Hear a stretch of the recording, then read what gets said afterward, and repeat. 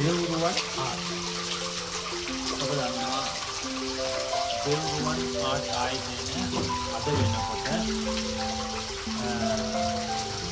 හරි සුවිශේෂ තැනක ඉඳලා දේවස්ථාන 100කට අධික සංඛ්‍යාව නිර්මාණය කරලා තියෙනවා. ඔබට මම අද මෙතෙක් කල් නොකියපු කතාවක් මම කියන්න. අනිවාර්යයෙන් මේක කීයුතු කතාවක්. දේවරුවන් ආට් ආයතනය පටන් ගත්තා ගරු තිරි රංජිත් පියතුමාගේ දායකත්වයෙන්. උන්වහන්සේ තමයි මේ දේවරුවන් ආට් ආයතනය මට මේ දේවස්ථානවල නිර්මාණ කිරීමට හරි උදව් කළා. උන්වහන්සේ මාව මේ දේවස්ථානවලට ගෙනාවේ. ඒ ගරු අනිත් පියතුමල්ලාට මාව අඳුනලා දීලා මොන දේවරුවන් ආට් ආයතනය ඉදිරියට ගෙනියන්න උන්වහන්සේ මට ලොකු ශක්තියක් දායකත්වයක් දුන්නා. විශේෂයෙන්ම කියන දේ තමයි උන්වහන්සේව මම අඳුනගන්නේ පෙරමුල්ල තුෂාරයේ අප ස්වාමීතුමෝ දේවස්ථානයේ තමයි උන්වහන්සේ මම අඳුනගන්නේ. උන්වහන්සේ මට සම්බන්ධ වෙනවා. එතකොට උන්වහන්සේ පළමු වතාවට මම වෙනුවෙක් මම එහෙම මේ විදිහේ නිර්මාණ කරන්න දන්නවා කියවම උන්වහන්සේ මං වෙනුවෙන් ලොකු අවධානමක් ගත්තා. රිස්ක් එකක් ගත්තා. උන්වහන්සේගේ ඒක තමයි කියන විශේෂ ගුණාංගය හොඳට මහන්සි වෙන වැඩ කරන ඕනෑම තරුණයෙකුට ඕනෑම කෙනෙකුට උන්වහන්සේ හරි පොදුමාකාර විදිහට උදව් කරනවා. එහෙම වැඩ දන්නවා කියපු කලියට කටින් එහෙම පියතුමෙකුට අවදානමක් ගන්න බෑ. උන්වහන්සේලා දැකලා තියෙන්න ඕනේ තවත් තැනක මෙවැනි නිර්මාණ කරලා තියෙනවා.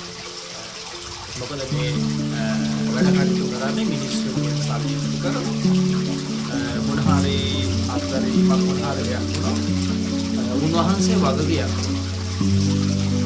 ඒ උන්වහන්සේ ඒ පෙරියමුල්ල දේවස්ථානයේදී මම වෙනි ලොකු රිස්ක් එකක් වගන ඒ අල්තාරයේ ඒ පිහිටි අණු ඒ කිරිකරුණ ස්වභාවයෙන් නිර්මාණය කිරීමට මට අවස්ථාව දුන්නා. උන්වහන්සේ අතන මම පසුවේ දන්නේ උන්වහන්සේ ඒක මට දීලා තියන්නේ ඒ අවස්ථාව දුන්නේ ඒ කණු හරියාකාරව ලස්සනට ආවේ නැත්නම් ආයේ මතලා එක කරනවා. මතලා තිබුණ විදිහටම ඒක ටීම් එක දානවා කියලා උන්වහන්සේ අතින් ගෙනත් කරගෙන කීත ගන්නවා කියලා තමයි උන්වහන්සේ ඒ අවදානම ගන්න. අද වෙනකොට ශ්‍රී ලංකාව තුළ දේවස්ථාන මම හිතන්නේ දැන් 120කට වැඩි දේවස්ථානවල අල්තාර් නිර්මාණය කරලා තියෙනවා. දෙවියන් වහන්සේට ස්තුතිවන්ත වෙන්න උන්වහන්සේ දෙවියන් වහන්සේ මාව තෝරගෙන තියෙනවා ඒ අල්තාරවල ඒ නිර්මාණය කරන්න. දේවරුවන් ආට් කියන නම හැදුනේ මේකේ හරි සුවිශේෂ දෙයක් තියෙනවා. ගරු දෙරීතිතුමා තමයි මට මේ දෙව් කියන පක්ෂ උන්වහන්සේම කිව්වා අපි මේකට හොඳ නමක් දාන්න ඕනේ කියලා. ඒ වාගේ නම රුවන්නේ. රුවන් කියන්නේ මැහි. එතකොට අපි මේකට දාමු දේවරුවන් කියලා. දේවරුවන් කියන්නේ දෙවියන් වහන්සේගේ මැණික් කියන එක. ඇත්තටම දෙවියන් වහන්සේ තමයි ඒ වටිනාකම ගරු තෙරි රජතුමාගේ හම් ඒ වටිනාකම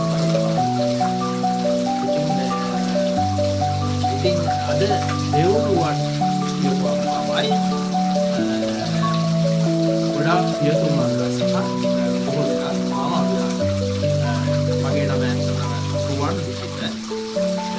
රුවන් විදුලි කිව්වට මාව දන්නේ නැහැ.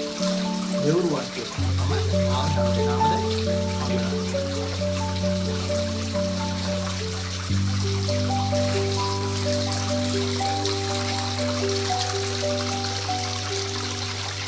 එතකොට අපි දේවස්ථාන අලංකරණයක් කරනවා නෙවෙයි.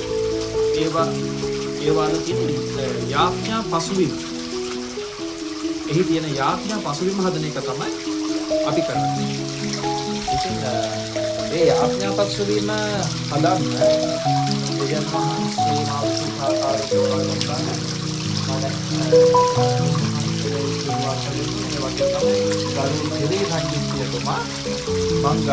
මං වෙනුවෙන් ගත්තේ විශේෂ ආකාරයෙන් අවදානම වෙනුවෙන් මම උන්වහන්සේට අනික වාරයක් ස්තුතිවන්ත වෙනවා.